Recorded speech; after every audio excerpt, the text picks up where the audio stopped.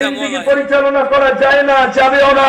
কোরআনকে কখনো ছাড়িনি, মৌত পর্যন্ত কোরআনকে ছাড়তে রাজি নাই। কথা বলেন, কথা বলেন। যত প্রকারের মুসিবত আসুক না কেন, এই কোরআন থেকে কখনো সরে যাইতে রাজি।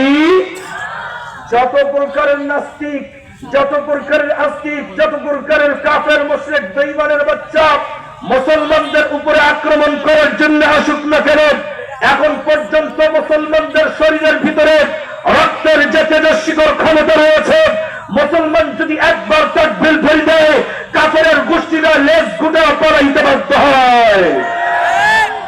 এই জন্য জাগ্রত করে দিতে চাই, যতদিন পর্যন্ত শরীরের ভিতরে রূহ থাকবে, আমি জিন্দা থাকবো, আল্লাহ পাকের দুনিয়া থাকবে, ততদিন পর্যন্ত মুসলমান জিন্দা থাকা অবস্থায় কোরআনকে অবমাননা হইতে দেওয়া যাবে। নিজেও কোরআনের পক্ষে থাকবো, আরো 10 জনকে কোরআনের পক্ষে রাখতে উৎসাহিত করব। মুহতারাম হাজিরিন, কোরআন ছাড়া ভিন্ন ভিন্ন কোন কিতাব, কোরআন ছাড়া ভিন্ন কোন বিষয় আমরা ভাবতেই পারি না, ঠিক না?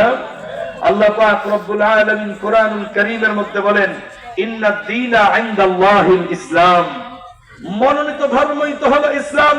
আর এই ইসলাম ধর্মের মূল নীতি, ইসলাম ধর্মের মূল হাকিকত, ইসলাম ধর্মের মূল যে শরীয়তের হুকুম আহকামগুলি আছে, এগুলি সব কোরআনের মধ্যে। কথা বলেন, কথা বলেন।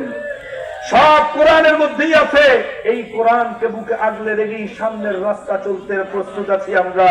আল্লাহ পাক রব্বুল আলামিন আমাদের সকলকে এই কোরআনের উপরে নিজের জীবন বাস্তবায়ন করার তৌফিক দান করেন বলি আমিন।